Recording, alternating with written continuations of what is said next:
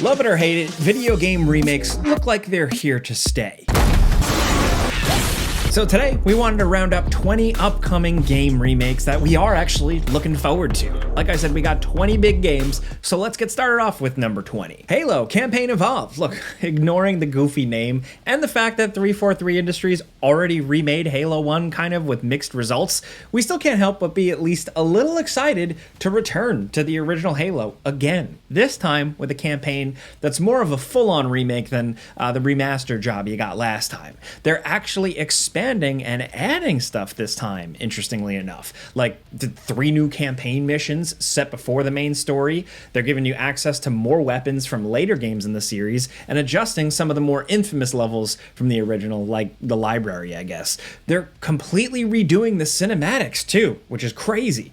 New recordings from the cast as well. From what we've seen and what they've said, it sounds like they're trying to make this stick close to the plot and progression of the original Halo, but they're just tweaking little things here and there. So maybe they improve on the pacing, especially towards like the later half of the game with this one. Look, one of the more controversial changes they're making here is adding in sprint, which is actually in more Halo games than it isn't at this point, I think, but that doesn't necessarily mean that it'll work well with how the original campaign was structured, but hey, we'll see how it goes. And given the name, I think it should be clear that this remake is just the campaign. Multiplayer is not a part of the package, which is pretty disappointing, I've got to admit. But it is what it is. That's just how most of these remakes go these days. Assassin's Creed Black Flag. This has got to be like the worst kept secret in gaming in a while, right? The game hasn't even been announced yet, and it feels like we already know quite a bit about it. According to leaks and rumors, it sounds like this isn't just going to be your average remaster. They intend for it to be a full major remake with major visual and gameplay updates, apparently to make the game more in line with their more recent games, like Assassin's Creed Shadows, I guess? Does that mean like a crouch or crawl button will be on the table? I'll take it. Black Flag was made before the series started taking some welcome pointers from other stealth games. Apparently, there's going to be new story content that fleshes out the main character, but when Ubisoft giveth, they also taketh away, because all the rumors are pointing towards them removing the modern day gameplay segments, which I know everybody clowns on the modern day Assassin's Creed stuff, especially in the early days, but Black Flag was where they were trying to rethink things and, throw different things at the wall, and I think it could have stuck, but I guess not to them. There's even pretty substantial rumors of a release date, too. The game is expected to launch around March of 2026, before the end of their fiscal year, and because this is Ubisoft, we know that they've included the ability to make in-game purchases, because of course they have. It is Ubisoft. Now look, it'll be really curious to see how much of an improvement they can bring over the original AC4. I think it still really holds up, and in fact, it's one of my favorite Assassin's Creed games because it totally shakes up the formula, and it's just a good old-fashioned pirate video game. So here's hoping they can keep that energy with the new one going into 2026, but we'll just have to wait and see. Next at number 18, Tomb Raider Legacy of Atlantis. This was announced at the Game Awards of 2025, and it's a full reimagining of the first Tomb Raider game. And for a lot of people, it's exactly what the series needed, even if they've already kind of done this already with Tomb Raider Anniversary, some people forget. So yes, it's like another Halo campaign evolved situation, but in this case, I think there's a lot to be excited about because this is looking like a pretty substantial remake, more in line with like the Resident Evil remakes than something that is trying to stick close to the originals. This game looks like it's covering the same basic beats of the original game, but is otherwise doing its own thing, gameplay-wise. Even with a trailer, it's still kind of hard to tell exactly what the game will be like, but it seems like they're trying to stick to the original game's focus on platforming and exploration, just done in a, I guess, more cinematic and modern way. We'll see how it all shakes out when the game launches sometime in 2026. Next at number 17, Yakuza Kiwami 3 and Dark Ties. The third game in the series is one of the more significantly maligned for its lack of content and scale. It was the first mainline Yakuza game on the PS3, so in a lot of ways they were starting from scratch with this one, and you can kind of see how threadbare it is in the gameplay department. So this is a game that could greatly benefit from a remake, and it looks like they're really going all out this time with new sub-stories and mini-games and quite a bit more to do as series protagonist Kiryu. The game's bad guy is also getting a big spotlight with the Dark Ties story campaign, which has you play as the game's antagonist, and it actually looks pretty intriguing. So if Yakuza 3 had anything, it was the excellent vibes of Okinawa hanging out at the orphanage. Hopefully they lean into that stuff with the remake and we get all the violent mafia crime stuff with the Dark Ties campaign to balance things out. So far, they've just done a great job with the Yakuza remakes, and this one looks like it's going to continue that tradition. Next at number 16, Gothic 1 Remake. Now, the original Gothic is this important genre-defining game, but man, it's tough to go back to, let alone, get into for the first time in 2025, man.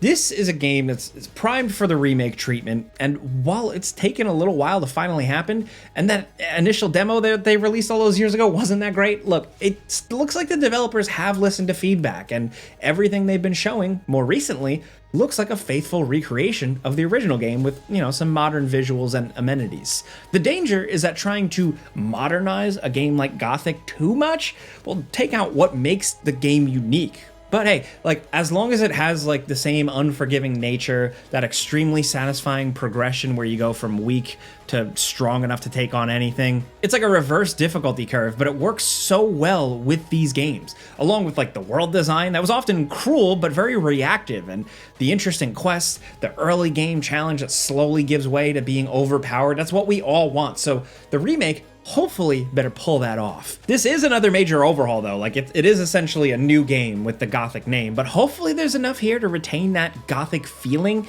Frankly, as long as you're not moving around like a tank and you have proper mouse controls for the menus, and I'm happy. All the other improvements are just kind of icing on the cake.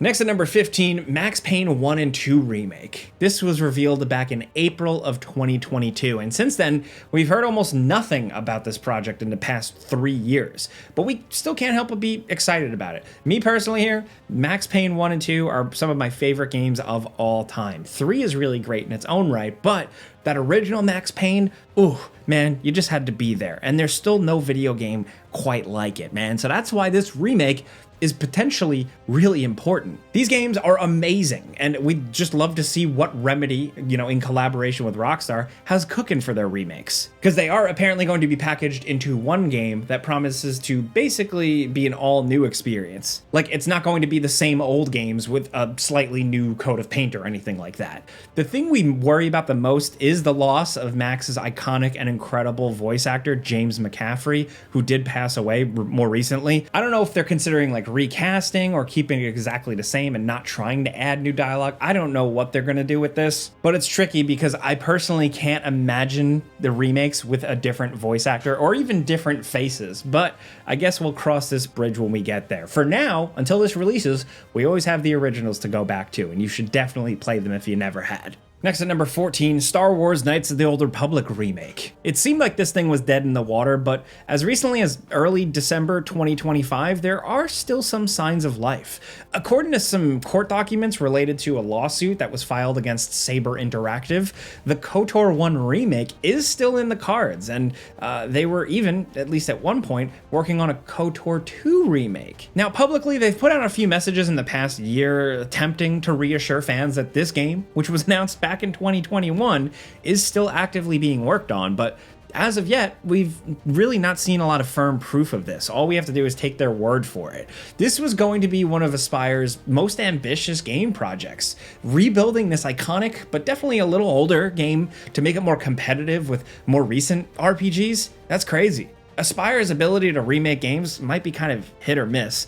They did a solid job with the Tomb Raider remasters, but a lot of their Star Wars work does leave a lot to be desired. Remember how they did with the more recent Battlefront remake re-releases? It wasn't good. Now, I'm still hopeful for this game, though. Maybe it's because I do think there's an opportunity here, because as much as we all like KOTOR, in a lot of ways, I'm still hopeful for this one, though. Maybe it's misplaced, but I do think there's an opportunity here because we've had a resurgence in popularity with more old school style RPGs. Look at the success of Baldur's Gate 3, right? Along with that, we have Star Wars Fate of the Old Republic coming. That was a new game, a new Star Wars adventure that was announced. Don't know too much about that one, but hopefully it doesn't affect the remake of the original game here. Now at number 13, Persona 4 Revival.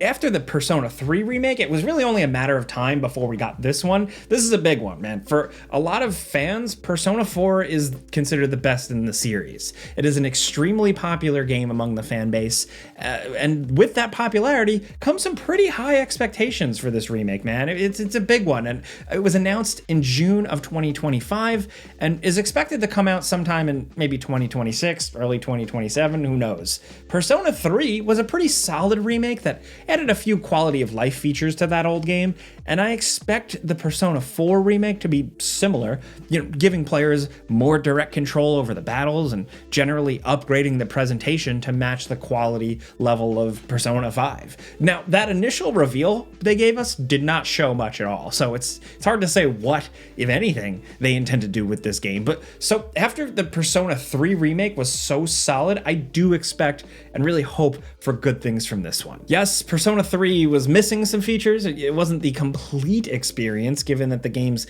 many different versions it had, but Persona 4 is less complicated. It's not quite as messy with its updates and version history. So hopefully it'll at least feel like a more complete package when it does eventually release. Next at number 12, Skyblivion. Yes, this is a fan-made mod that's been worked on for more than 10 years at this point. And yes, Bethesda, I guess, technically did beat them to the punch when they released the Oblivion remake, right as this mod was starting to wrap up some production, but even with an official remake already out there and available, there's still a reason to be excited for this thing. For one thing, the official release, the real remake, is kind of abandoned these days. They gave Oblivion a nice new coat of paint and fixed a few things, but for the most part, it really is just Elder Scrolls 4 with a few new concessions and modernizing touches, but it's mostly the same old game wearing a newer Unreal Engine skin. Skyblivion is different though. It's more of a major overhaul. First, by bringing Oblivion into the Skyrim gameplay engine, it makes it so the game uses Skyrim mechanics more so than Oblivion ones, and the world has been rebuilt from the ground up rather than just trying to match the original exactly. It still looks incredible for a mod project, and hopefully it's going to come out sometime in 2026 because I would love to play through this. Now at number 11, the Silent Hill 1 remake. We know next to nothing about this one, other than that it does exist. It's been officially announced, and it's being worked on by Bloober Team, and it's coming eventually. Normally, this sort of nothing reveal would give fans very little to get excited about, but Bloober Team did more recently prove themselves capable with the really surprisingly good Silent Hill 2 remake. That was great. So our expectations are high for this one, especially because, me personally, I think Silent Hill 1 is a little cooler, and I think a remake of that game lets you kind of fill in the blanks and add a little bit more here and there because it is so old. It's from the original PS1. It could really benefit a lot from the remake treatment. Hopefully they're willing to expand on the game rather than strictly adhere exactly to the original vision here, because even when they added little tiny bits to Silent Hill 2, their own little flourishes, it worked. Along with making the game longer, which I would expect they'll do, I think there's room for them to bring in some new enemy types, maybe expand some areas a little bit, and again, maybe expand the story a little bit. There's still danger of wandering too far off track and making a game that doesn't feel authentically Silent Hill, but we do hope that they do expand their ambitions with this one a little bit and just go bigger, but also give it the love it really deserves. Next at number 10, Final Fantasy VII Remake Part 3. This is yet another upcoming remake that we know next to nothing about, other than the fact that it is currently being worked on. This thing hasn't even officially been announced yet, but we do know it's coming eventually. This will be the culmination of, one of the bigger remake projects in video game history.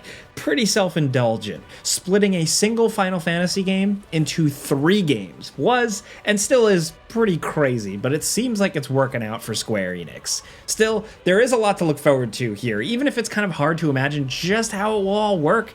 Given everything we've seen, there are 2 more party members that need to be added in, the airship and the rest of the Final Fantasy VII world to explore. So it sounds like they're going to try to address some of the Rebirth criticism here and try to also make a slightly more focused and less bloated game, but I still expect the final product to be another massive RPG filled with lavish detail and cool stuff. Hopefully it'll come out on current consoles and won't take another 5 years to release, but who knows.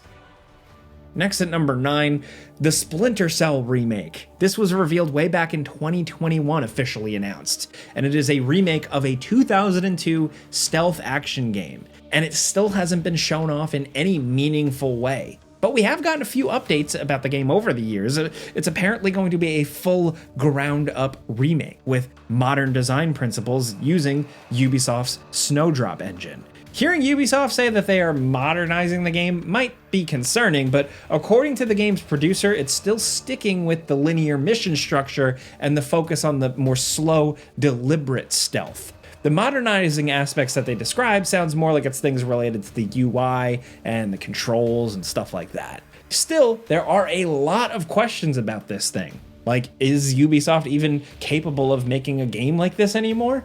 Maybe not, because the game's original director actually left in 2022 and has now come back in late 2025 to work on the remake again. It doesn't point to the most smooth or stable development, but maybe they'll finally get things back on track and get this thing out at some point. The bigger question, of course, remains, are they going to keep Michael Ironside as the voice of Sam Fisher? Are they going to try and recast it again? God knows, who knows? Good luck, guys. But I'm hoping this at least is successful so they eventually remake the best one, Chaos Theory. Next at number 8, Frostpunk 1886. It feels a little early to be getting a remake of the first Frostpunk, but it is this project, which the developers describe as being 70% the original experience, 30% brand new, that could still be worth checking out. Now, ever since the first game launched, they've been reiterating and experimenting with the game's central theme and the board game-like systems, so why not just remake the original? It's not like they're half measuring this thing, it's getting an engine update. They're switching to Unreal Engine and making new mechanics and then reiterating on old ones. How satisfying this will actually be for someone who played the original game to death, like me, I'm not sure, but I hope there's enough meaningful content added here to justify a remake so soon after the original. I mean, it was only a few years ago. Next at number 7, the rumored prototype remaster or remake, whatever the hell it is. We're dipping back into the rumor mill for this one. But there are leaked screenshots and test build stuff found in the recently updated versions of the original prototype games on Steam that could suggest that there's work being done on a potential remaster or full-on remake of at least the first prototype game. Now, with the superhero Infamous series just MIA for the foreseeable future, we're hoping that the game's kind of one-time rival here gets a second chance at the spotlight, because it was and still is one of the more fun open-world superhero games from that era. There's no guarantee this is happening, this could just be a lot of smoke and no fire, but we do hope it is the real deal and this series gets a new shot at life. They're incredibly over the top and very much products of their time, but still, they're a ton of fun. Next at number 6, Dragon Quest VII Reimagined. This is yet another game on the list that's actually getting its second remake, technically. Dragon Quest VII is known for its incredibly slow start and its incredibly long length. This game is long.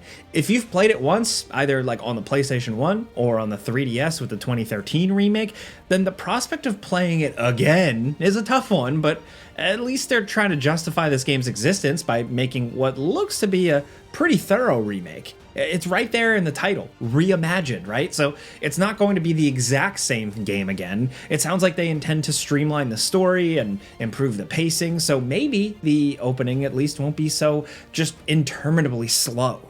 It certainly looks better. It's a step up over the recent 2.5 remakes of the first 3 games.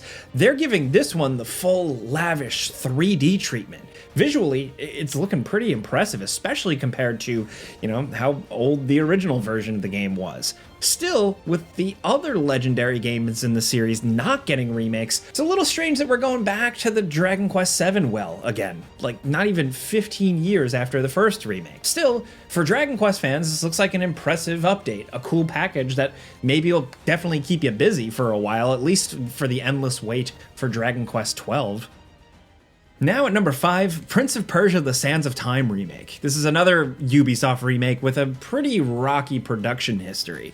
You'd think Ubisoft could remake games like this or Splinter Cell in their sleep at this point, but so far their remake abilities have proven to be kind of wanting. I remember 2013, they utterly botched that, and with that, the Sands of Time remake just keeps getting pushed back and delayed. Now, originally developed by support studios Ubisoft Mumbai and Ubisoft Pune, intended to release January 2021.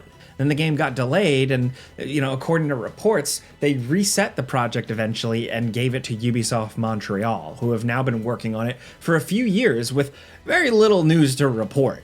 Apparently, it's finally coming out in 2026, but until we get proper confirmation and an official trailer and a firm release date, we're not holding our breath. Which does suck because I'm personally really excited about this. Sands of Time is one of the best games ever. I still think it holds up, but a remake could be pretty interesting. And that original game is so good that it deserves a damn good, interesting, excellent remake. It's just a shame that chaos inside Ubisoft has gotten in the way of what should have been a relatively safe and straightforward remake project. Now down at number 4, Fatal Frame 2, the Crimson Butterfly remake. This is often cited as like one of the scariest games of all time, the original Fatal Frame 2. It takes everything that makes the first game great and makes it even better. This is considered a horror classic for a reason. The atmosphere is really thick with dread, and the camera mechanics where you have to take pictures of ghosts in order to exorcise them. It's clever, and it allows for some really innovative scares. It's a game that deserves a wider audience, and it might finally get one with this upcoming remake. This is yet another game on the list that's already gotten a remake in the past. In this game, it came back in 2008 for the Wii, but that was more interested in adding the gimmicky Wii motion stuff, while this remake should hopefully be a more authentic, scarier experience. Now at number 3, Trails in the Sky Second Chapter. Striking while the iron is hot, this remake was announced only months after the first Trails in the Sky remake, and they're planning on it coming out worldwide by fall of 2026. This is the sort of quick turnaround you rarely see in game development these days, but if anyone can do it, it's probably the folks at Falcom. They seem to be machines. Outside of some issues with script changes and voice acting, the Trails in the Sky First Chapter remake was good, and this looks like it's going to continue that tradition. The second game is often considered one of, if not the best game in the entire long-running history of the Trails games, so I expect and hope for good things from this one. Now at number 2, the fourth Witcher game may be the next big thing coming from CD Projekt Red, but they're also currently officially working on a remake of the original game, The Witcher 1, the thing that started it all. There's very little known about what this project will actually be, but we do know that developer Fool's Theory are technically the leads on it, with CD Projekt Red people supervising and supporting. All signs are pointing toward it being a full reimagining, which will put the game probably more in line with the rest of the series. The first game made some changes to the series lore that doesn't quite fit in with the rest of the game, so this remake could be their way to get the game back on track with the rest of the series. It could also just be a way to remind everyone that the first Witcher game exists. It was a little janky and weird, and the initial release had a translation that was so bad they had to go back and give it a complete rewrite, complete with re-recorded dialogue from all the actors and everything. It was the first enhanced edition, and it was a big gamble, but it probably ended up saving the franchise and saving the studio in the long run. It's a game that we loved at the time, but it is very hard to go back to now, from the awkward combat to the awkward character models to a lot of stuff. It was just a game that had a lot of issues, but also a lot of promise, and hopefully a remake will be able to bring out all the good stuff and leave some of the more embarrassing or awkward or plain terrible stuff to the wayside.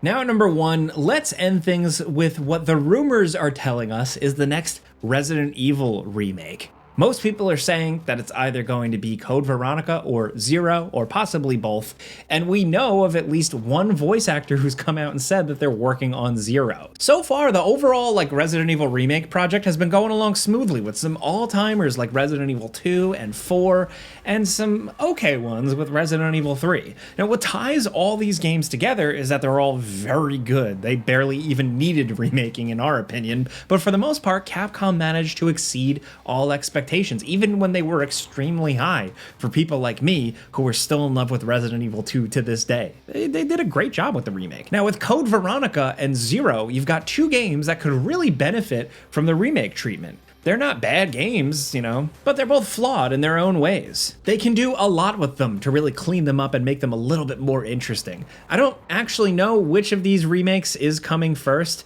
The rumors suggest that maybe Code Veronica is coming first sometime in 2027. Who knows? A lot of this is speculation, and you can only trust rumors and leaks so much. Sometimes they're great, sometimes they're completely off. But I gotta say, personally, I would love to see Resident Evil Code Veronica remade because that's actually one of my favorites. It's like the weird dark horse or black sheep of the series, but it's got a lot of cool stuff. And now that we have Claire Redfield and Resident Evil 2 Remake, it's only fair we get to see her in a Code Veronica remake as well. But for now, that's where we're at. So I know with number one, we ended on something that wasn't quite official yet, sure, but hey, I just like to talk about Resident Evil. And that's a video of 20 games that are being remade that we're actually looking forward to seeing. Are they all completely necessary? No, but it's gonna be fun to see how well they reimagine something or how well they screw something up. Let us know something you'd like to see remade or a remake that you're just looking forward to checking out. Let us know anything like that in the comments down below. We'd appreciate it. And if you're new, consider clicking the like button because we put out videos every single day. But